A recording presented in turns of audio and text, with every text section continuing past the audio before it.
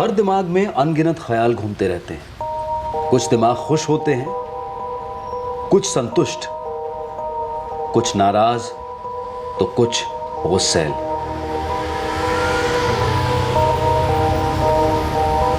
क्या किसी का चेहरा पढ़कर उसके दिमाग का हाल पता लगाया जा सकता है?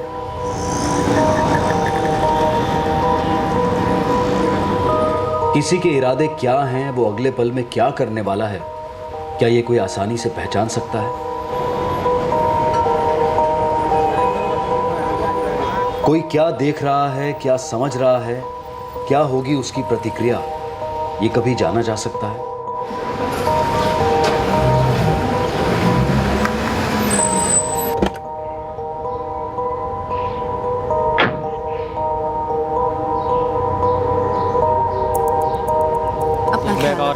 और बिना भूले मुझे रोज फोन करना, ओके? अच्छा भाई चलो अब जल्दी करो वरना ट्रैफिक बढ़ जाएगी, फिर लेट हो जाएंगे हम। ठीक है, आ जाओ आ जाओ। बाय माँ।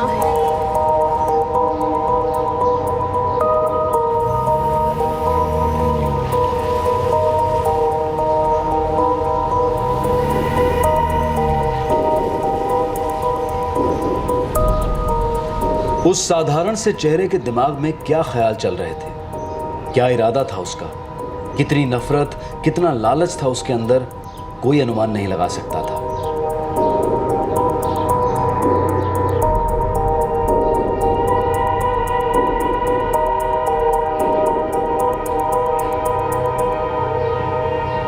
ना ही बिल्डिंग का सिक्योरिटी गार्ड अनुमान लगा पाया जब वो बिल्डिंग के अंदर आए।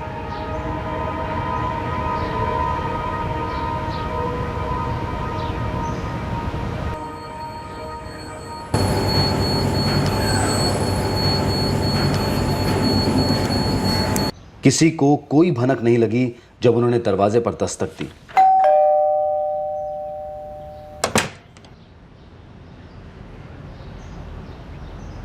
दीपा राठी तो बिल्कुल ही अनजान थी।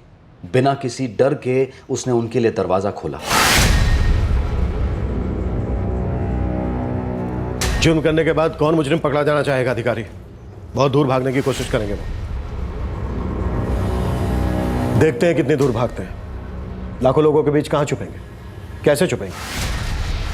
हम भी उनका साया बनकर उन्हें उनकी असली जगह पहुंचाएंगे, सलाखों के पीछे। 12 जुलाई 2012 की शाम को जुर्म डिटेक्ट हुआ जब अरुण राठी अपने घर लौटे। क्या था यह जुर्म? वो लोग आराम से चलते हुए घर में आए थे और आराम से निकल गए। पता नहीं चल रहा था कि वो लोग क्यों आए थे और आसानी से निकल कैसे गए।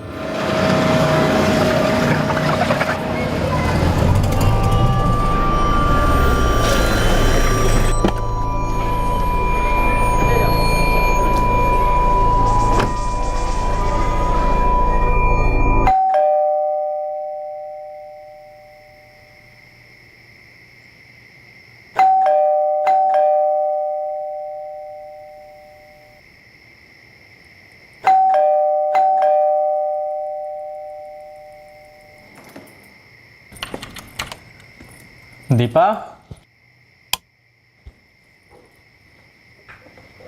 पूरा घर अंधेरा किया हुआ।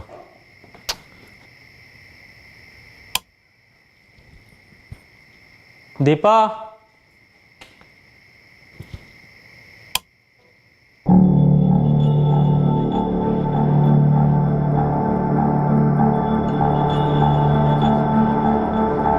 दीपा,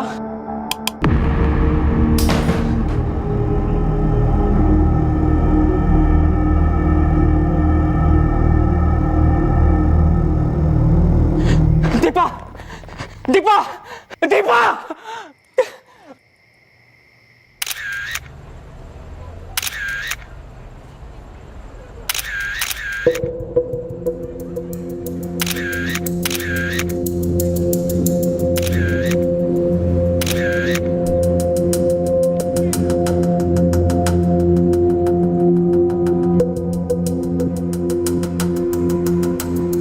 मेरी दोनों बेटियां अमेरिका गई हुई हैं। मैं भी नहीं था घर पे। अरुण जी बता सकेंगे जब आप अंदर आए क्या देखा आपने? सब कुछ हो जाने के बाद पहुंचा मैं। सब खत्म हो गया। कहाँ से आ रहे थे आप? मेरा ज्वेलरी का शोरूम है, पास में ही। हर रोज की तरह आज भी आया। किसी ने दरवाज़ा नहीं खोला तो अपनी चाबी लगा के खोला और अंधेरा था चारों तरफ। मैं आवाज़ लगाते हुए अंदर बेडरूम में गया। सर, घर पूरी तरह से तहस नहस कर दिया गया है। अरुण राठी का ज्वेलरी का शोरूम है। घर में काफ़ी ज्वेलरी रखी होगी। अब क्या क्या गया है ये तो हमें अरुण राठी ही बता पाएंगे। सर, कोई फोर्स्ड एंट्री नहीं है। कहीं भी कोई ऐसा निशान नहीं मिला जो ये साबित करे कि खूनी जबरदस्ती घर में घुसे थे। दीपा राठी की लाश हमें बेडरूम में मिली। लगता है उनका कत्ल भी बेडरूम में ही हुआ। दीपा राठी ने खुद दरवाजा खोला, वो दाखिल हुआ या फिर हुए और फिर बेडरूम में उन्होंने दीपा राठी का कत्ल कर दिया।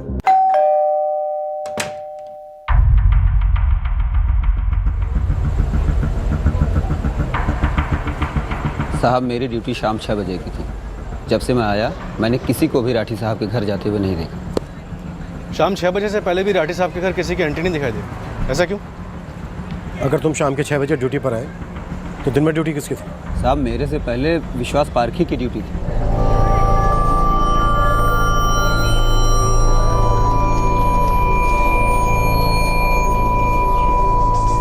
इस विश्वास पार्की का नंबर दो। सर, एक फ्लैट में कारपेंटरी का काम चल रहा था। किसी मुकेश मिश्रा का फ्लैट है। बुलाओ मुकेश मिश्रा को। काम तो चल रहा है सर, लेकिन आज मिस्त्री लोगों की छुट्टी थी, कोई नहीं आया फ्लैट पर सर। रजिस्टर में की उनकी कल की एंट्री दिखाई है। ये है ना सर, फ्लैट नंबर 401। ये मेरे वर्कर्स की एंट्री है सर। सर, उनके आने का और उनके जाने का दोनों की एंट्री है सर। अरविंद, सुभाष और राम, ये तीनों ही हैं और भी हैं? नहीं सर, बस ये तीन ही है। सर, पुरानी बिल्डिंग है, सीसीटीवी कैमरा नहीं है। सर, ये डे शिफ्ट वाला वॉचमैन विश्वास पार्की, इसके फ़ोन की रिंग जा रही है लेकिन ये उठा नहीं रहा। घर से उठा लो इसे और साथ में तीनों कारपेंटर्स को। सर, घर के दरवाजे पर कोई फोर्स एंट्री के निशान नहीं, मतलब राठी परिवार का कोई जान पहचान वाला ही या फिर थे, या फिर कोई ऐसा जिसका बिल्डिंग में खूब आना जाना था।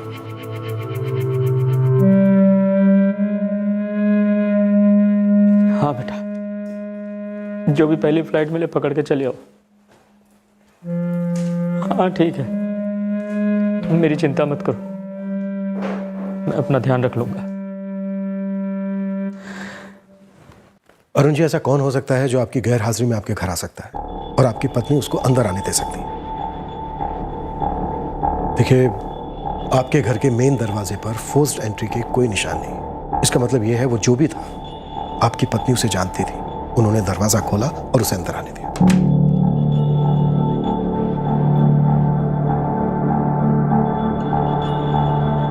सर, दीपा जी का मोबाइल स्विच ऑफ है और घर पे भी नहीं मिल रहा।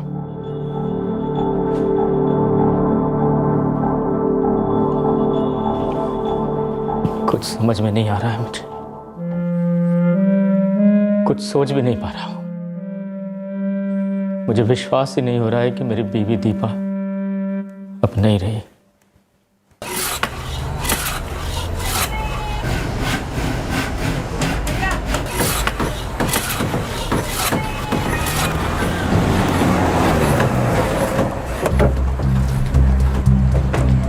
लोकेश वर्मा जी क्राइम ब्रांच। जी सर, क्या हुआ? तुम्हारे मिस्त्री अरविंद, सुभाष और राम कहाँ हैं? सर, ये तीनों सुबह से यही काम कर रहे हैं, पूरा दिन यहीं पर थे। हमें मुकेश जी के लिए कुर्सियां और बेड बनाना है।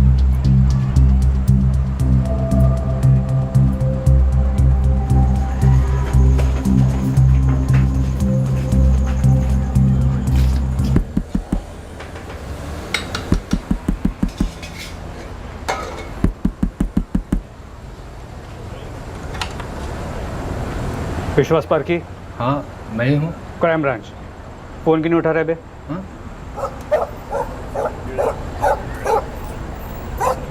साइलेंट पर रखकर सो गया था सब। तेरी बिल्डिंग में कत्ल हुआ और तू फोन साइलेंट पर रख के सो रहा। कत्ल? क्या बोल रहे हैं सब? किसका? विश्वास पार्की। अरुण राठी के फ्लैट में कोई गया और उस आदमी की एंट्री तेरे रजिस्टर में नहीं। उसने वहां दीपा राठी का कत्ल किया, उनका घर लूटा और वो आदमी तू है। नहीं नहीं साहब, मैंने तू नहीं तो तेरा कोई दोस्त होगा जिसको तूने बिल्डिंग में आने दिया, ये कांड करने दिया, फिर तेरी ड्यूटी बदली और प्रकाश आ गया ड्यूटी पर। साहब मैं बहुत छोटा मामूली आदमी हूँ, ईमानदारी से अपनी ड्यूटी करके पेट पालता हूँ, फिर मैं क्यों खून करूँगा? खून तो हुआ है पार्की, घर भी लूटा गया है। तूने नहीं किया, तेरे किसी दोस्त ने नहीं किया, तो फिर वो आदमी कौन था जिसको तूने रजिस्टर में बिना एंट्री किए राठी के एक फ्लैट में जाने दिया? हाँ साहब, वो रुपेश तोमर आया था दोपहर के 2:30 बजे के आसपास।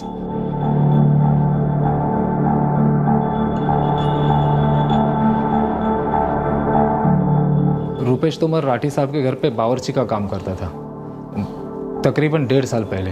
और तूने उसकी एंट्री करना जरूरी नहीं समझा? साहब वो पहले वहाँ काम करता था, जाना पहचाना था, तो मैंने भी जाने दिया ऐसे ही। और वो वहां से वापस भी चला गया? हाँ साहब।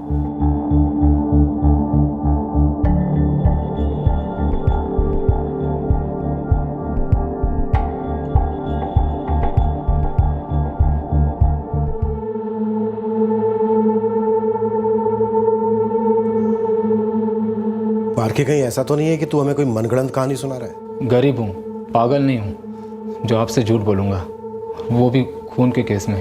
तूने रोका नहीं तभी तो कत्ल हुआ है पार्की। आराम से उन्हें अंदर जाने दिया, आराम से उन्हें बाहर निकलने दिया। अरे रोकना तो दूर, तूने उनकी एंट्री भी नहीं की। मुझे लगा दीपा मैडम ने बुलाया होगा किसी काम से, पहले काम जो करता था वो वहाँ पर। फिर भी तुझे एंट्री तो करनी चाहिए थी पार्की।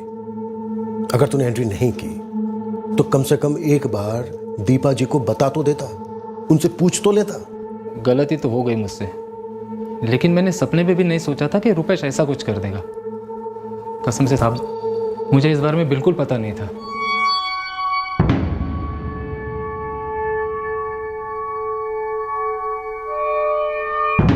अगर विश्वास पारखी ने बावर्ची रुपेश तोमर और उसके दोस्तों की रजिस्टर में एंट्री भी करवाई होती तो क्या उनके इरादे किसी के भी दिमाग में रजिस्टर होते? जब दीपा राठी ने दरवाजा खोला तब वो भी रुपेश के इरादे समझ नहीं पाई।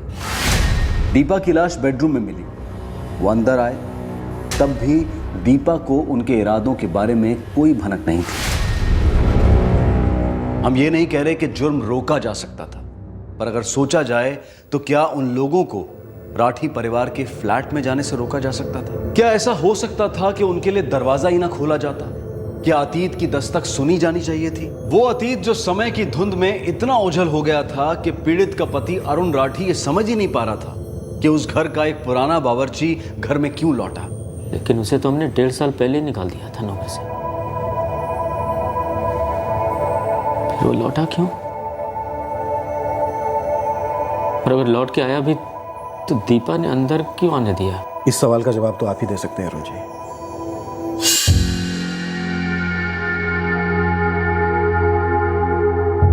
कुल मिलाकर आपके घर से 3 करोड़ के जेवर,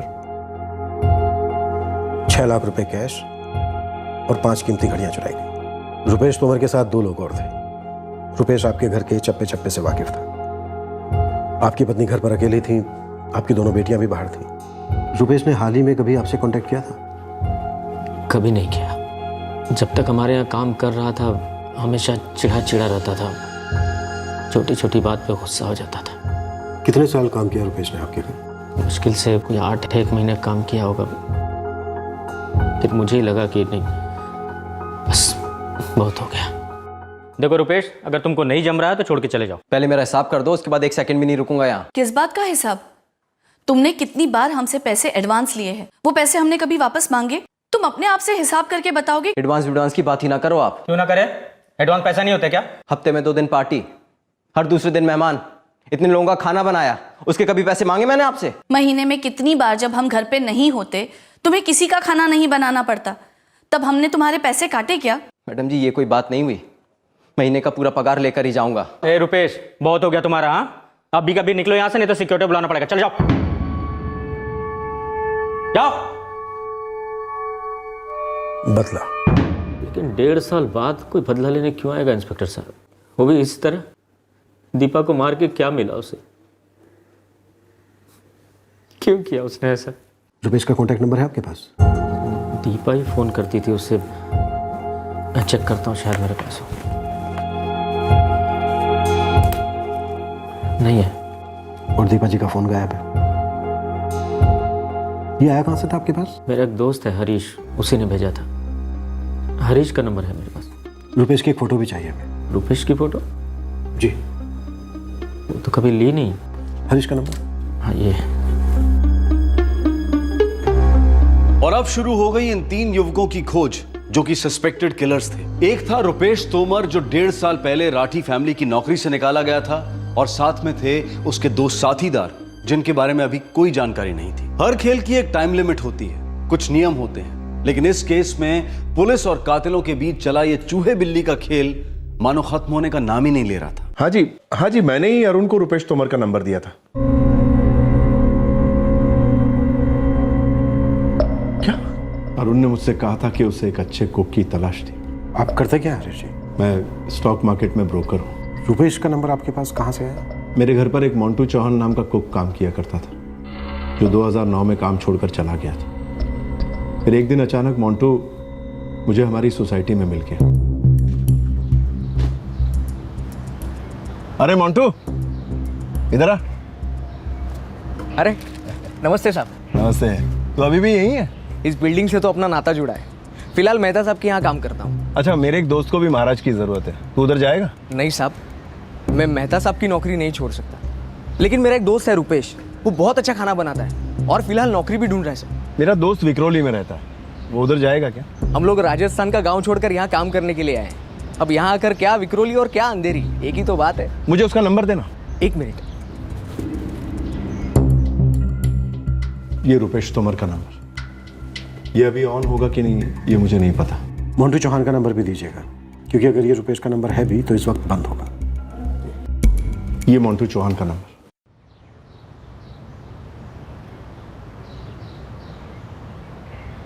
सर, मैं एयरपोर्ट के लिए निकल जाऊं? अरे हाँ, प्रियंका और तानिया के फ्लाइट का टाइम हो गया, जल्दी जाओ।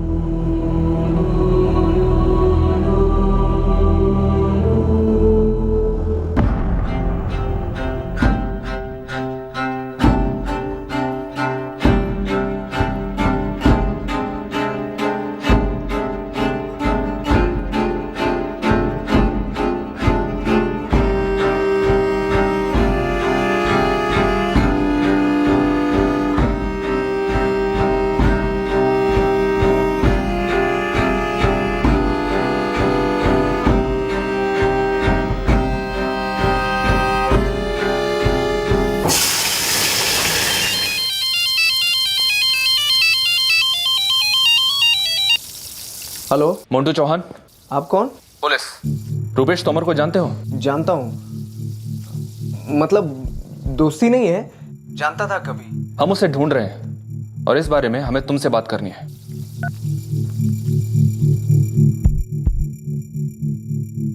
हेलो, पीएसए अधिकारी बोल रहा हूँ, क्राइम ब्रांच से। एक नंबर की लोकेशन डिटेल्स चाहिए थी। 4445678676। रुपेश तोमर का नंबर है, मर्डर केस है, एकदम अर्जेंट। सर, घर के एल्बम चेक की मैंने, उसमें एक फोटो में है रुपेश।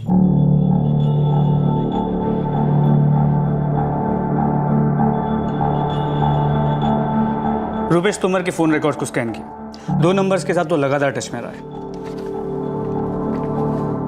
मर्डर और लूट के टाइम पे रुपेश के साथ 2 लोग थे। जिन 2 लोगों के साथ वो लगातार टच में था वो ललित सिंह और पंकज सोलंकी। सर, दोनों के नंबर बंद आ रहे हैं, और ये ललित सिंह और पंकज सोलंकी दोनों के नंबर राजस्थान के, जैसे इस रुपेश तोमर का नंबर है। स्विच ऑफ होने से पहले तक की तीनों की लोकेशन टैप करते हैं। मैं इस रुपेश तोमर से ऐसे ही टकरा गया था। अच्छा, ऐसे ही? कहाँ टकरा गया था ऐसे ही? राजस्थान के धौलपुर जिले के सरनपुर गांव का रहने वाला है ये रुपेश। मेरा गांव भी उसी के बगल में पड़ता है। वो यहाँ काम ढूंढ रहा था।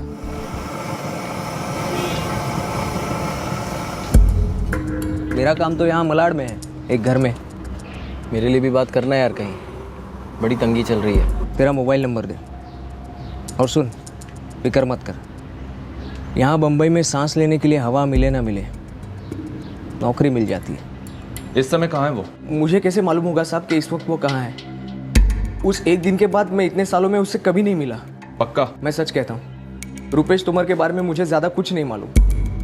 मुझे तो लगा भी नहीं था कि वो ऐसा निकलेगा। शक्ल से तो काफ़ी भला लगता था साहब। लेकिन शक्ल अकल पे चढ़ा हुआ एक मुखौटा होती है जो हम सब पहनते हैं। यही है रुपेश, और ये कौन है अरुण जी? इसको नहीं जानता मैं। आपके घर पे नौकर है अरुण जी, और आप इसे नहीं जानते?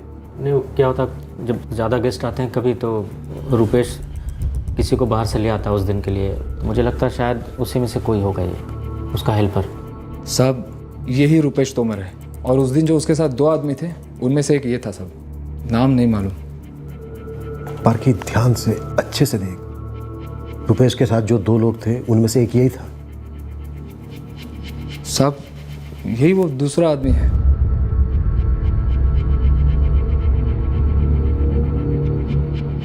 और तीसरा कौन था? नहीं मालूम साहब। जिन 2 नंबर्स के साथ रुपेश टच में रहा है वो नंबर्स किसी ललित सिंह और पंकज सोलंकी के। हमारे 3 सस्पेक्ट्स हैं। ये रुपेश तोमर जिसे हम जानते हैं, और ये जिसे हम शक्ल से पहचानते हैं। ये ललित या पंकज हो सकता है, और वो जो दूसरा नंबर है वो हमारे तीसरे सस्पेक्ट का हो सकता है। और ये जो है ये भी अरुण राठी के घर से अच्छी तरह से वाकिफ था। ये बात अलग है कि अरुण राठी नहीं जानते कि ये कौन है। सर ये है रुपेश तोमर, ललित सिंह और पंकज सोलंकी के फ़ोन रिकॉर्ड्स। सर इन तीनों के फ़ोन 12 जुलाई को दोपहर 4 बजे स्विच ऑफ हुए थे, और 12 जुलाई दोपहर को ही क्राइम भी हुआ था। सर फोन स्विच ऑफ होने से पहले की लोकेशन क्या है? विक्रोली सर, जहाँ मिस्टर राठी रहते हैं। सर तीनों के एड्रेसेस राजस्थान के हैं। मंटू चौहान ने बताया था कि ये रुपेश राजस्थान के धौलपुर जिले का रहने वाला है। गांव का नाम सहारनपुर है। सर बाकी दोनों के एड्रेसेस भी सेम है, जिला धौलपुर, गांव सहारनपुर। सर ये ललित और पंकज के फोटोग्राफ्स हमें उनके सिम कार्ड फॉर्म से मिल जाएंगे।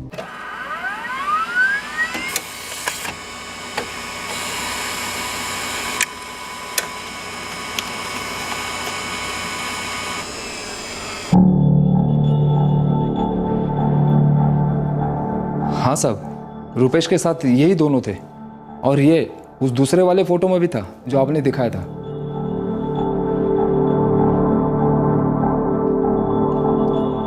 रुपेश तोमर, ललित सिंह, पंकज सोलंकी, इन तीनों ने ही आपकी मिसेस दीपा जी का कत्ल किया है और आपका घर लूटा। इस बात की पूरी संभावना है कि इन लोगों को पहले से मालूम था कि दीपा जी इनको अकेली मिलेंगी। दीपा जी की तरफ से किसी तरह की कोई झड़प नहीं हुई है। सरप्राइज अटैक हुआ होगा। विक्टिम ने एक्सपेक्ट भी नहीं किया होगा कि ऐसा कुछ हो सकता है। चांसेस हैं कि उन तीनों के पास हथियार थे, छुरे। रुपेश, रुपेश ये क्या कर रहे हो? ये क्या कर रहे हो तुम?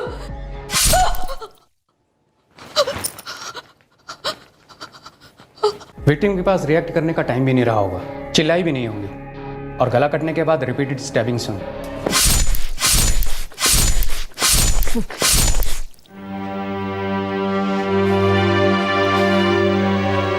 बात समझ में नहीं आ रही है, दीपा ने दरवाजा खोला ही क्यों? दीपा जी को उनके इरादों के बारे में मालूम नहीं होगा, फिर भी दीपा जी को उनको घर के अंदर नहीं लेना चाहिए था। लेकिन 1.5 साल बाद क्यों लौटा? पैसों की खुशबू सालों तक रहती है अरुण जी। उन 8 महीनों में जब वो आपके यहाँ काम कर रहा था, उसने सब कुछ देखा होगा। क्या कहाँ पर रहता है, क्या आता है, क्या जाता है, कैश, जेवर, कीमती चीजें। तो आपका मतलब है कि प्लानिंग तब से चल रही थी? पॉसिबिलिटी तो है। जब हम उन तीनों को धर लेंगे तो पूरी तस्वीर सामने आ जाएगी। क्या हुआ, कैसे हुआ, उनके इरादे, उनकी प्लानिंग, लूट के साथ उन्होंने क्या किया। रुपेश तोमर, ललित सिंह और पंकज सोलंकी, इन तीनों के अलावा इस केस में और कोई संदिग्ध नहीं थे, और इन तीनों तक पहुंचना एक मुश्किल पहाड़ साबित हुआ। पुलिस ने क्या नहीं किया, शहर के हर एग्जिट रूट को सील किया, हर कांटेक्ट, हर लिंक का इस्तेमाल किया, लेकिन यह केस एक ऐसा केस साबित हुआ जहां क्रिमिनल्स मानो अदृश्य हो गए, हवा हो गए। जोशी, कदम, तुम दोनों राजस्थान के लिए रवाना हो जाओ तुरंत। अपने साथ बेस्ट टीम लेकर जाओ। सर। अधिकारी, इन तीनों के साथ किसी का कोई दूर दूर का भी रिश्ता हो, दोस्ती का, दुश्मनी का, सबको अंदर लो। सर।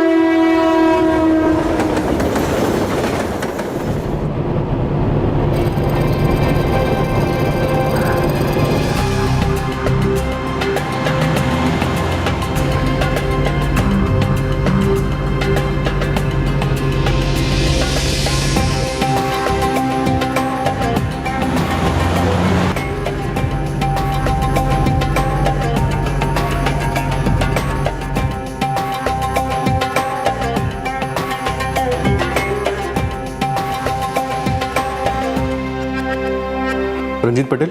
जी नहीं, मैं ऋषि बोल रहा हूँ। तो फिर रंजीत पटेल कौन है? वो मेरे सेठ जी हैं।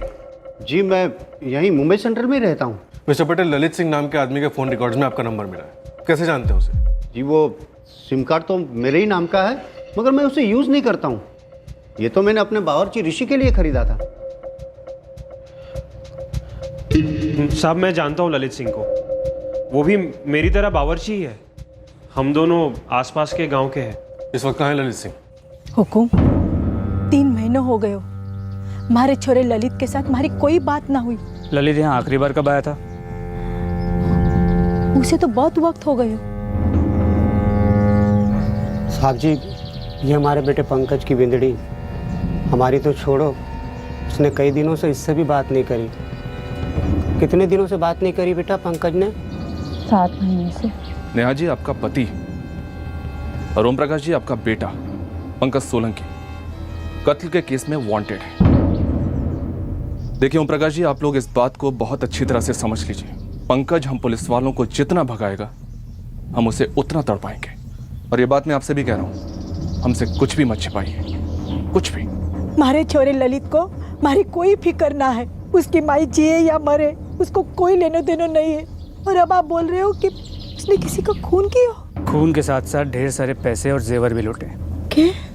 तो अगर वो आपको कहीं मिलता है या उससे बात होती है, हमें ज़रूर बताइए, उसी में सबकी भलाई होगी। साहब ललित को जानता हूँ, मगर ये पंकज और रुपेश कौन है पता नहीं साहब। ललित है कहाँ इस वक्त? पता नहीं साहब, फोन पे ही बात होती है। क्यों, मिलते नहीं थे? महीनों से नहीं मिले साहब। हम दोनों आसपास के ही गांव के हैं। मुंबई साथ में ही आए थे 1.5 साल पहले। ट्रेन में हम दोनों एक ही डिब्बे में थे, सो थोड़ी बहुत जान पहचान हो गई। कोई खास दोस्ती नहीं है साहब। ललित काम कहाँ करता है? थाने में किसी आशीष गुप्ता के यहाँ काम करता है। मेरी तरह खाना बनाता है वहाँ पे। इस आशीष गुप्ता के घर का पता है तुम्हारे पास? नहीं साहब, पता तो नहीं मालूम, मगर मैं वहाँ आपको ले जा सकता हूँ। मैं एक बार ललित से मिलने गया था वहाँ पे। हुकुम, रुपेश 4 महीने पहले आया था, जब उसकी बिन्नी शिल्पा की तबीयत खराब थी। शिल्पा जी, आपके पति रुपेश ने मुंबई में एक अकेली औरत को जान से मार दिया और फिर उसका घर लूट लिया अपने 2 दोस्तों के साथ। हमारे से तो उन्होंने 4 महीने से बात तक नहीं की है फोन पे। हुकुम, मोरो रुपेश ऐसा नहीं है। लेकिन जिस औरत का उसने खून किया, पहले वो वही काम किया करता था। फिर तनख्वाह को लेकर वहाँ मालिकों से झगड़ा हुआ और उसे काम से निकाल दिया गया। ये करीब 1.5 साल पहले की बात है। उसके बाद वो कहाँ काम कर रहा था? हमारे को कुछ नहीं पता हुकुम। 1.5 साल में 3-4 बार गांव आया। अब उसकी बिन्नी पेट से, इसलिए 4 महीने पहले चेहरा दिखाया।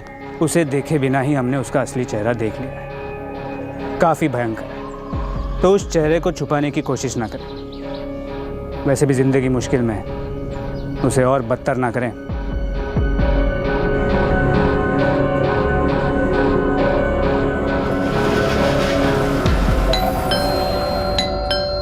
सर, ललित पिछले 6 महीने से हमारे यहाँ खाना बनाता था, फिर अचानक बिना कुछ बोले 2 हफ्ते पहले वो काम छोड़कर चला गया। ललित यहीं रहता था? जी नहीं, दोपहर में खाना बनाने आता था और फिर शाम को, फिर उसके बाद अपने घर चला जाता था। फिर अचानक से 2 हफ्ते पहले उसने काम पर आना बंद कर दिया। अब तो फ़ोन भी नहीं उठाता। हम लोगों को इतनी तकलीफ हुई, बताकर भी नहीं गया। ऊपर से हम लोगों ने रिप्लेसमेंट भी नहीं ढूंढी थी। आपसे पहले वो कहाँ काम करता था? आप लोग टच में कैसे आए उसके? वो ऋषि है ना, जिसका जिक्र आपने किया, वो पहले इसी कॉलोनी में एक घर में काम करता था। तो उससे मैंने एक दिन बोला कि कोई खाना बनाने वाला हो तो बताओ। तो उसने ललित को हमारे पास भेज दिया। रूपेश तोमर, ललित सिंह और पंकज सोलंकी, इन तीनों के घर वालों से बात हो चुकी है। और इन तीनों ने अपनी फैमिलीज को कांटेक्ट ही नहीं किया होगा? जी हाँ सर, लेकिन हमने इन तीनों घरों को सर्विलेंस पर डाल दिया है। मैं और तरुण बारी बारी से नजर रख रहे हैं। खास करके रुपेश के घर पर नजर रखो। तरुण बता रहा था कि उसकी वाइफ 6 महीने की प्रेग्नेंट है। वो अपने घर कांटेक्ट करेगा ही करेगा। Yes sir. सर, शहर के ज्वेलर्स एसोसिएशन ने पूरी कोऑपरेशन का वादा किया है। मुंबई की हर शॉप को नोटिस भेज दिया गया है। ये गहने कहीं पे भी बिकने के लिए आएंगे, हमें तुरंत इत्तला मिल जाएगी। 6 लाख रुपए कैश भी है उनके हाथों। सर, याशी में 6 लाख उड़ा देंगे। जल्दी उनको ज्वेलरी बेचने की जरूरत पड़ेगी। फिर भी चिंता की बात है अधिकारी। 6 लाख रुपए बहुत होते। इतने पैसों के साथ वो कहीं भी कई दिनों तक, महीनों तक बाहर रह सकते हैं। अलग अलग जगहों पर जेवर बेच सकते हैं, दिल्ली, कलकत्ता, कहीं भी। एस्टिमेशन के हिसाब से 3 करोड़ के जेवर हैं उन लोगों के पास। मैं क्या कह रहा हूँ समझ रहे हो ना अधिकारी? समझ रहा हूँ सर। इन लोगों का फ़ोन अभी भी स्विच ऑफ है, वरना ट्रेस कर लेते हैं। कोई लीड भी नहीं मिल रही। लीड मिलेगी अधिकारी, ज़रूर मिलेगी। बस हमें खोदते रहना पड़ेगा। अपने सारे खबरी नेटवर्क को स्पेशल ड्यूटी पर लगा दो। सारी कुक सप्लाइंग एजेंसी को कांटेक्ट करो। बेशक उन्होंने अपने मोबाइल फोन स्विच ऑफ किए हैं, लेकिन हमें 24 घंटे ऑन रहना है। अब हमारा बस एक ही मकसद है, दीपा राठी के कातिलों को उनकी सही जगह पर पहुंचाना।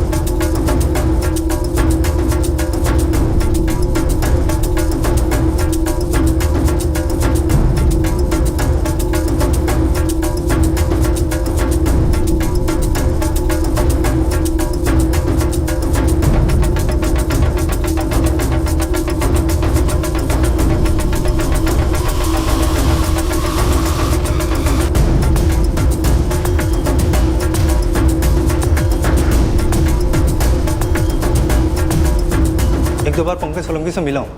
वो भी मेरे जैसे खाना बनाता है घरों में। किसके यहाँ खाना बनाता है वो चैम्बूर में अनिल देसाई जी हैं। पंकज वहीं खाना बनाता है और वहीं रहता भी है।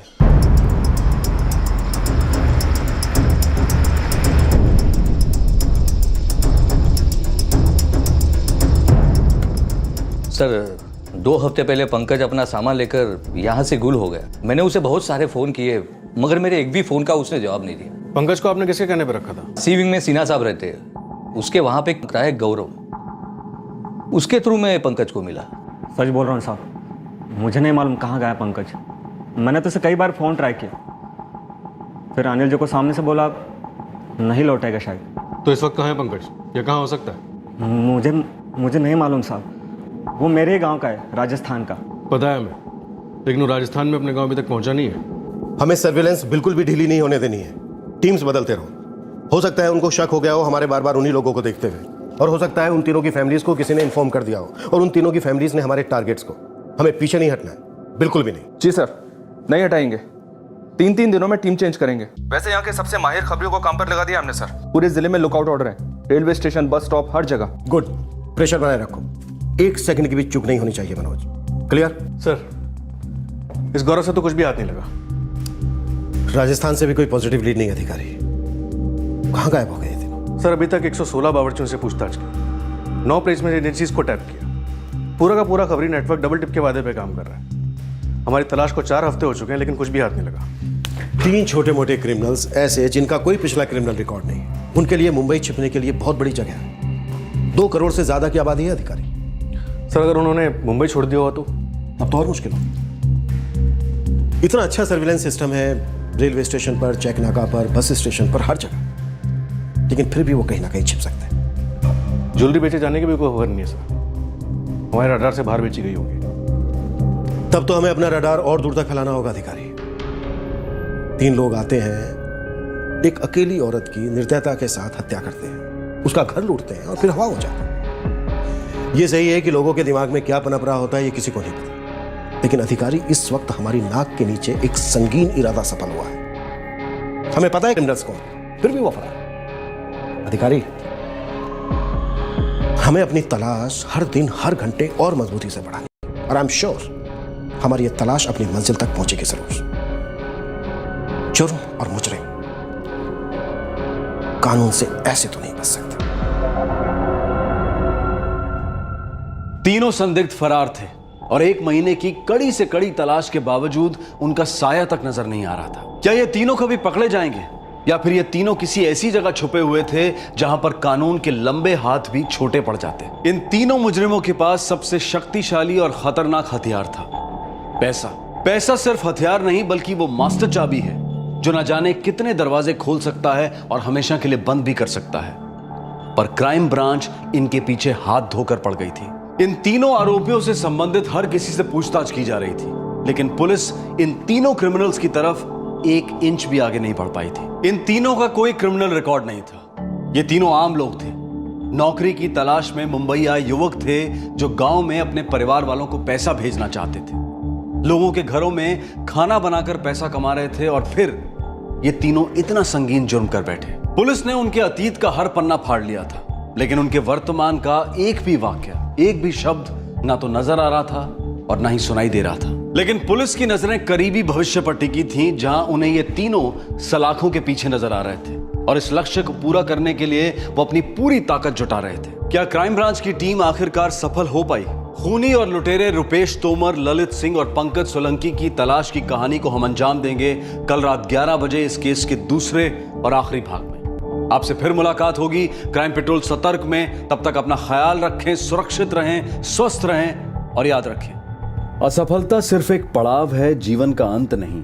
हर रात की सुबह होती है। सही वक्त, सही कदम, सतर्क रहें। जय Hind. For more updates, subscribe to our channel, click the show links and enjoy watching the videos.